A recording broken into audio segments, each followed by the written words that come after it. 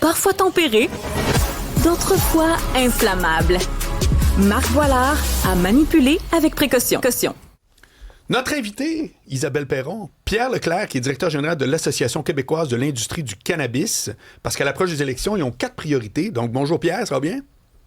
Bonjour, très bien, vous-même? Oui, absolument. Pierre, c'est dans Le Soleil, c'est un article qui relate ce que tu vas nous raconter un peu.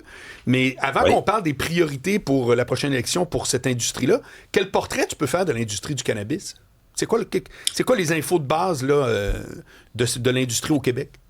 À la base, c'est encore une industrie qui est très méconnue, parce que quand on dit le mot cannabis, nous, à l'association, on pense à la plante. Donc, ça inclut le chanvre industriel et ça inclut des écomatériaux, des géotextiles, des produits cosmétiques, et nommez-le. Donc, l'industrie est encore assez méconnue. Donc, lorsque nous, on parle de l'industrie, les gens imaginent cannabis récréatif systématiquement. Donc, ça, c'est une partie. L'industrie québécoise, je dirais, fait bien, mais a quand même un retard sur certaines autres provinces. C'est quoi les retards? En fait, c'est un retard en termes de impact économique pour la province. Donc, on a beaucoup de marques, par exemple, en Ontario, qui se sont positionnées, qui ont pu devenir beaucoup plus fortes, attirer beaucoup plus d'investissements, se placer également sur les marchés internationaux. Donc, il faut savoir qu'il y a plusieurs pays dont le cannabis médical est légalisé et nous exportons beaucoup de produits. Cette année, selon moi, là, ça va avoisiner le milliard de dollars, là, mais il y a 2 ans, on était à 600 millions là, déjà, donc puis on est en bonne croissance. Alors, c'est sûr que du côté du Québec, on a accusé un certain retard sur certains éléments importants, là, notamment notre capacité à tirer des capitaux et à développer des marques. On s'améliore, mais une des réalités, c'est que au Québec, il y a 19% des producteurs qui ont accès à leur marché domestique pour démarrer l'entreprise, commencer à faire des ventes, à générer du cash flow, alors que dans les autres provinces canadiennes, c'est un peu plus de 80%. Donc, il y a une disparité importante de ce côté-là. Mais l'industrie s'est quand même stabilisée. Là. Elle s'explique comment, cette disparité-là? Elle s'explique par le modèle de distribution québécois, bien entendu. C'est une société d'État en position de monopole. Donc, la SQDC n'est pas un distributeur, hein, c'est un détaillant. Alors, le seul réseau de détail, c'est celui de la SQDC. Et c'est à elle de décider le nombre de produits qu'elle met sur ses tablettes. Donc, il n'y a pas finalement d'équilibre de marché. Donc, dans l'industrie du cannabis au Québec, nous ne sommes pas dans une économie de marché. Alors que dans le reste du Canada, on est dans une économie de marché, ce qui crée une différence très importante. Là. Je veux dire, n'importe qui a fait un peu de commerce au détail ou en tout cas qui a fait du B2C va comprendre les paradigmes là, qui vont avec. Est-ce qu'il y a une ligne qui est mince entre faire la promotion d'une drogue et qu'elle soit lucrative? Il n'y a pas une zone grise quand même sur ça?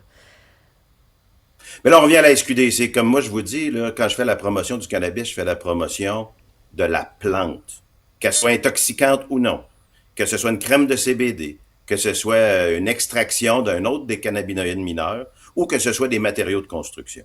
D'accord? Une fois qu'on rentre dans le discours public, dans les politiques publiques, bien entendu, il faut quand même distinguer les différents produits. Mais quand on parle de cannabis, de parler de drogue systématiquement, c'est simplement faux. Ce n'est pas le cas. À l'heure actuelle, là, 60% là, de la production va au marché récréatif, donc pour la partie, disons, intoxicante, la partie qu'on peut qualifier comme une drogue. Puis tu as 40% qui est utilisé à plein d'autres usages. Donc, il faut quand même faire attention. Ça reste une place quand même importante. À l'esprit des gens, il n'y a pas de distinction, mais je suis tout à fait d'accord avec vous.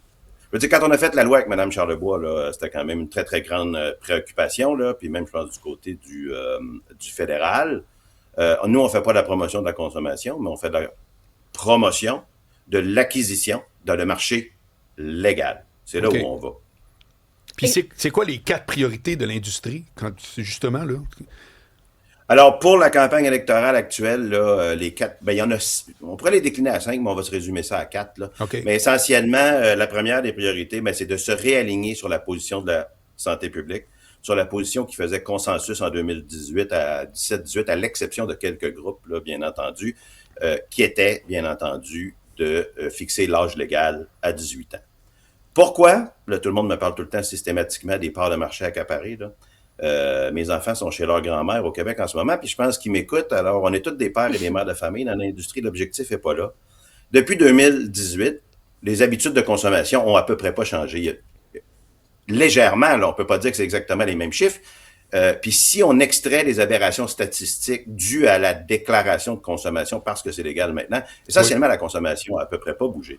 La différence, c'est qu'au Québec, de 18 à 21 ans, ces jeunes adultes sont toujours en train de s'approvisionner auprès du marché noir à grande majorité. Nous, à l'association, on reçoit des courriels et des téléphones à toutes les semaines pour des gens qui veulent se plaindre et nous disent ça n'a pas de bon sens. On a commandé des jujubes sur Internet, c'était beaucoup trop fort, ça a été une soirée épouvantable. Bon, ben, la personne a dit, puis là, on dit, mais vous n'avez pas acheté un produit légal, c'est légal au Québec. Vous n'avez pas acheté de la SQDC, vous n'avez pas acheté un produit légal.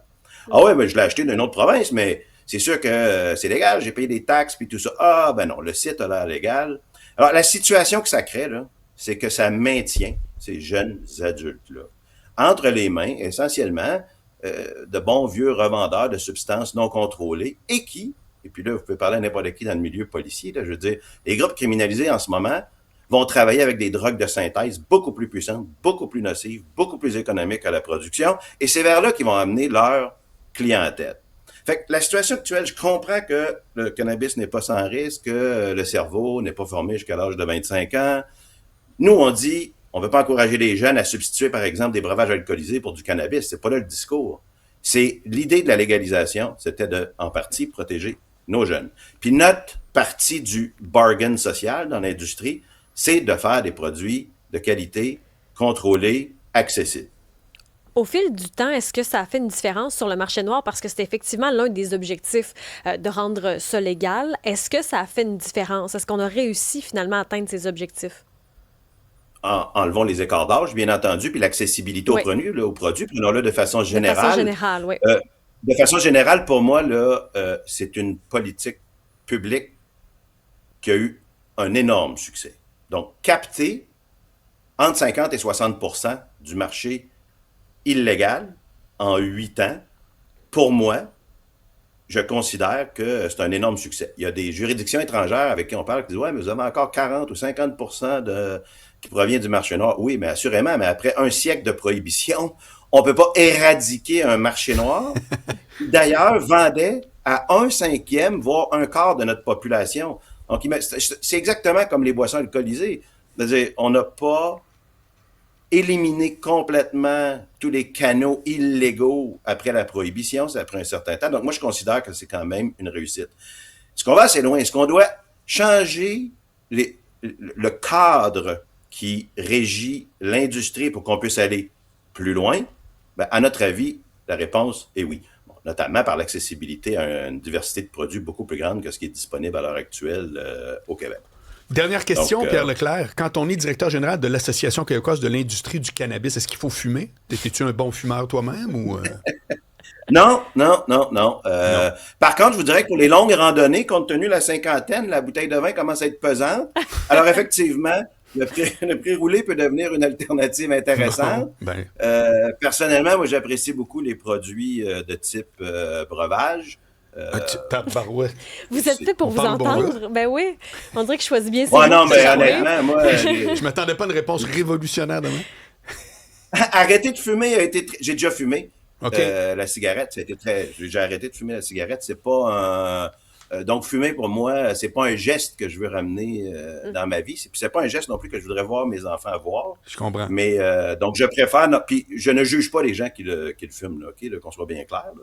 Mais moi, personnellement, dans mon mode de consommation, c'est sûr que les breuvages, surtout les concentrés de premix, de token, en Alberta, on devrait avoir ça au Québec, c'est carré. Merci Pierre Leclerc, directeur général de l'Association québécoise de l'industrie du cannabis. Salut.